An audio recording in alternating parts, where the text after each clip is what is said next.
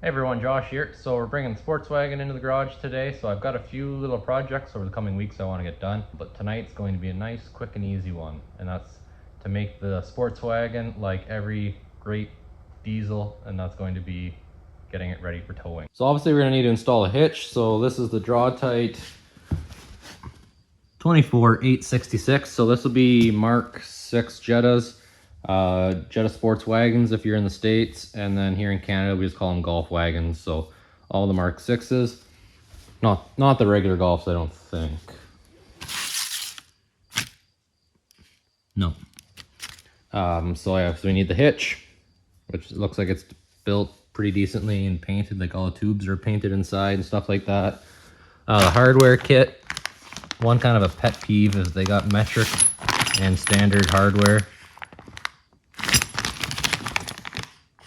when they do that, but should still work fine. And then we've got the wiring adapter, which is, they call it a 3 to 2, 2 to 3 adapter.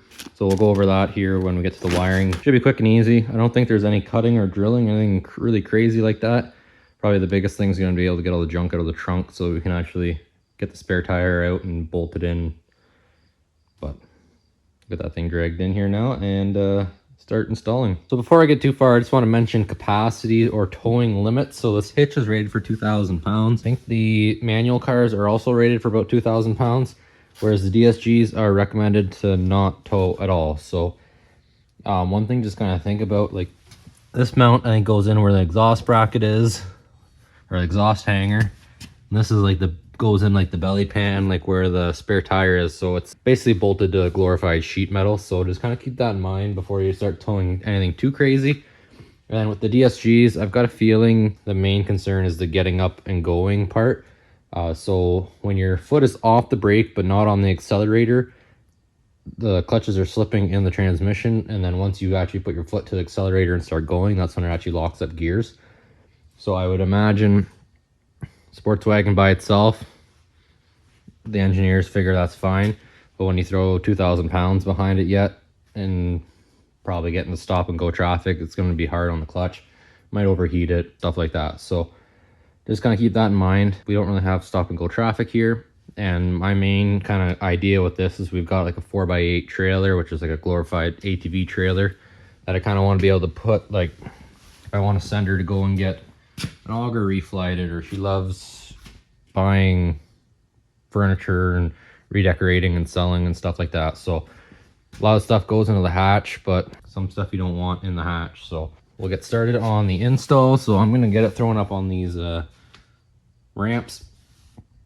So basically, yeah, I think that side goes in where the exhaust hanger is. That goes in like a drain plug in the belly pan there. And then this one, I think I'm gonna pop this plastic off and I think throw that out, and then I think it goes up on the frame rail up there. So should be nice and easy. Okay, so we have a real nice assortment of hardware.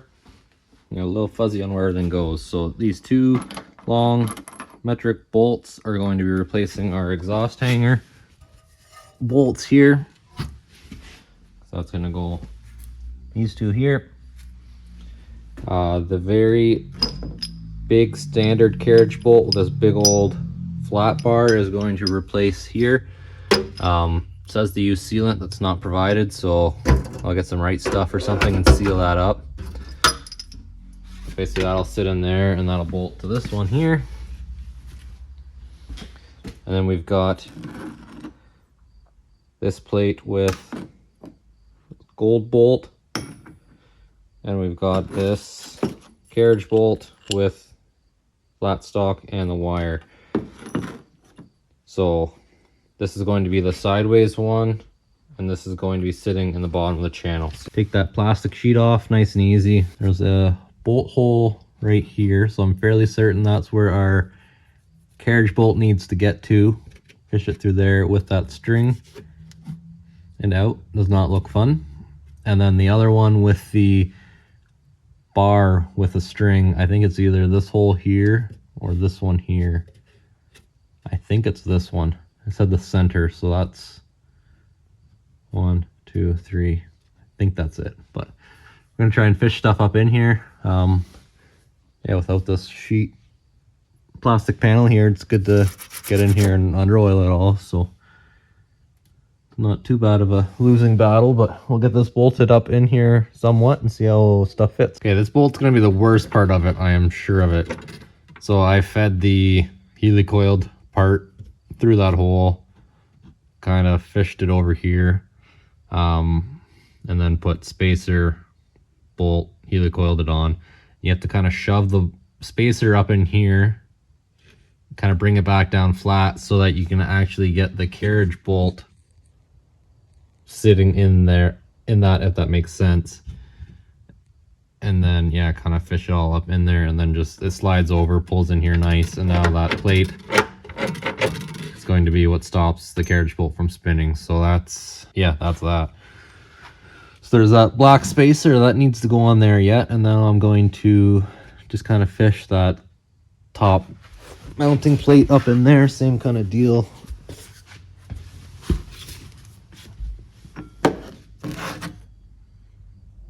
I don't know for sure where that goes, so I'm just gonna kind of set it up in there, and then once I get this sitting up there, I can kind of figure out where I need to be. So it's a little interesting getting this thing up here. If you don't live in the Rust Belt, you can maybe take the muffler right out, and that would make life easier. But I didn't want to mess with clamps and stuff, so I just kind of went on an angle, got it on top of the muffler, because this is an L plate, so it's just kind of hanging out there. And then I'm starting on this side. So this bolt is like just barely long enough to grab without a washer right now with it sitting cockeyed. So I got that started with a couple turns. And then this guy up here. So we've got that carriage bolt spacer, that black spacer, and then hitch. And now we can take this pull cable off, get a washer nut on there, and make sure you don't drop that into the frame rail, because it'll be a goner. So I'm just going to get this on here loose, and then hopefully get the muffler side pulled up to where it needs to be. And just like that, she's installed. So other side's nice and easy. Got that bolts just kind of started as you saw previously. Started this bolt here just ever so slightly, and then these two bolts were way out, like at least half a bolt hole. So I tried bending this plate. It's almost like, I don't know if this was bent too far one way or the other, and it was hitting this plate, especially up top. So I don't know, I just kind of got a pry bar in here and kind of pushed this back a little bit while had the extension on the impact, and just kind of went in until it started into the hole, and then yeah, got it pulled over. So that took probably 20 minutes of fighting it, trying to get these two started, but once that was on there, the rest all went good. So now you've got all your torque specs here. Throw a torque wrench on it so that stuff doesn't fall off. But anyways, time for some wiring. Okay, so when it comes with wiring and this adapter that we have, we've got it for a very obvious reason if you understand trailer wiring. So on the Sportswagen, we have signal, brake, running light. So then you've got your inputs here, your running light, signal, and brake. If you're familiar with trailer lights though, the bulb, it's a single bulb dual filament, so you'll have running lights on the dimmer filament, and then the brighter filament would be either be signal or brake. So it needs this box, because if you just hardwire your brake and your signal together, it's not going to work, because if you hit the brakes, it's already lit up. When you turn your signal on, it can't light up more because it's already lit up. So this is going to cancel out the brake on the side that's signaling, so that it actually will flash on your trailer, if that makes sense. So we've got green to the grass, so that would be your right turn, yellow to the yellow, which would be left turn. We've got brown, which is your running light, and then white's your ground. And then over here, obviously same thing. We got white, which will be a ground. Black will be 12 volt power. And then yeah, signals, brakes, and stuff like that. So we're going to probe and see what is what. So the plan is I'm going to put it in behind the upholstery here, because we've got a 12-volt power outlet here. So I'm going to steal my power and ground for the control box from there, and then I'm going to get my brake and my right turn here. I'm going to run a wire over to here and get my left turn, same thing at that bulb. So should be quick and easy.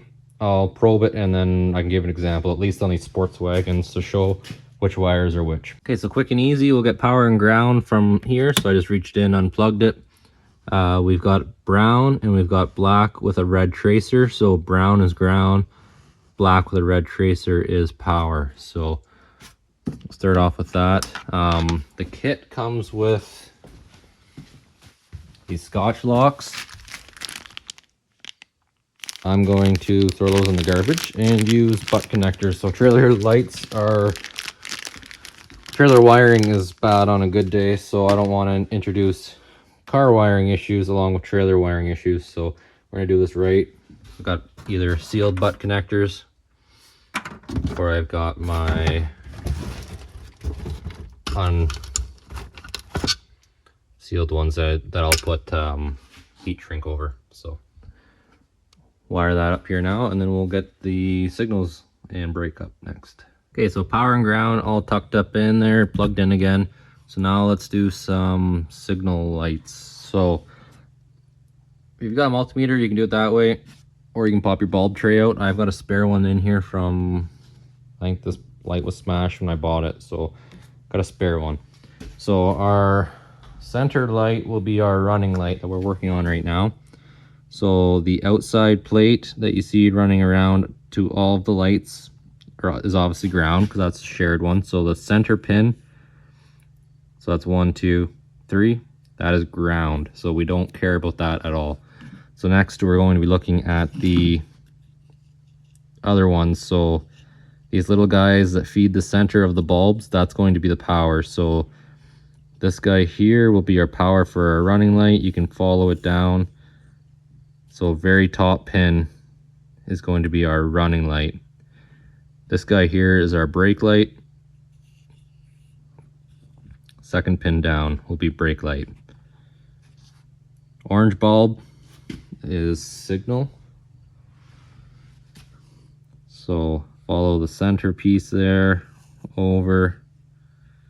So fourth one down from the top will be our right signal.